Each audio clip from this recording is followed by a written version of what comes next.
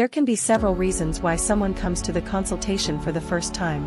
The first is because there's something significant happening, such as severe depression, a severe anxiety disorder, a destabilized bipolar disorder, or suicidal ideation. There's something major occurring, a peak moment, an acute moment, and that person seeks my consultation, requiring an emergency approach. In other words, I'm going to treat this to stabilize the symptoms as much as possible. Some people come because they are aware that they have been carrying a trauma for many years, maybe 12 months or just weeks, and this trauma is affecting their personal relationships and their romantic relationship, even their work. They come with something hidden behind, generally locked away in a trunk, something they haven't told almost anyone or very few people, and certainly, it's not well integrated into their daily lives. There are people who come to the consultation and say, "Marian, I'm aware that something is wrong because I'm not happy. But on the surface, I have everything, a family, a regular job, financial stability. However, I'm not happy." These cases have increased after the pandemic. Initially, there's a certain apparent stability, but they feel a tremendous inner emptiness. They have sought happiness or stability in things that probably won't provide them. The first thing I do is listen to my patient, and on that first day, due to my nature, I like to integrate everything they're saying and roughly understand what's going on, more or less. I start building a picture of what's happening. When a patient comes in, the second thing I do is say, "I'm going to explain something wonderful to you. It's about finding your personal vitamin, which is your personality structure." I think it's crucial that every human being, over the course of their life, develops their personality structure. It's like saying, "This is who I am." Let's imagine Anna, a sensitive person who overthinks things and is very shy.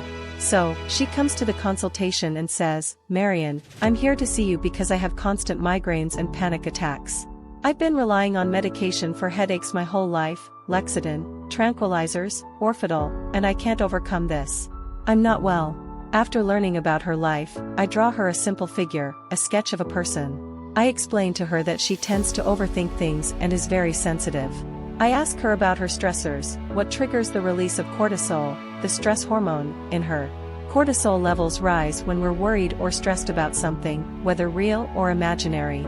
When you're constantly stressed about something, there's an overload of cortisol, and it affects both your physical and psychological well-being. The key to life is understanding what triggers your cortisol release, what thoughts, people, circumstances, or memories cause this. When we identify these triggers, we're halfway to solving the problem. This is when the healing process can begin. People who tend to ruminate and get caught in thought loops when stressed experience physical and psychological effects throughout the cortisol cycle, including inflammation, immune system impairment, and neurological problems. Fertility endocrine factors. Due to this, each of us somatizes in a different way. Understanding that many times, due to the state of irritability, we make big issues out of small things because we lack that inner management capacity.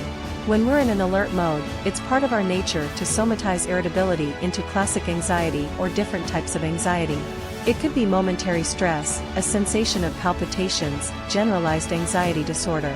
Our sympathetic nervous system becomes deeply vulnerable, even a slight touch can trigger it, leading to other psychological consequences. It's possible that I don't retain information well. I don't know almost anyone who hasn't told me they have a worse memory since the pandemic. Sustained stress affects the hippocampus, the brain region responsible for retaining information. It's hypersensitive to cortisol, and prolonged stress deteriorates the hippocampus. In fact, one of the things affecting us the most is the loss of attention and concentration capacity. When a person is scared, altered, or cortisol intoxicated, their prefrontal cortex functions poorly. What I find crucial is that on the first day of consultation, I provide my patients with a sheet and some photocopies, where I've created a personality framework. People feel a sense of peace when they understand their personality mapped out on a page. This generates a lot of serenity. The third thing that I find crucial within therapy is knowing what expectations someone has. Sometimes, people seek therapy to heal their wounds, but it's important to be cautious. Expecting magical solutions to certain issues that are impossible can lead to disappointment. Developing a strong rapport with the therapist is paramount in this context. I acknowledge that my approach to psychiatry, which my father introduced me to, is somewhat like a branch of friendship. I recognize that I go a step further, and many years ago, I read an article that stated, "The physician's attitude alleviates pain."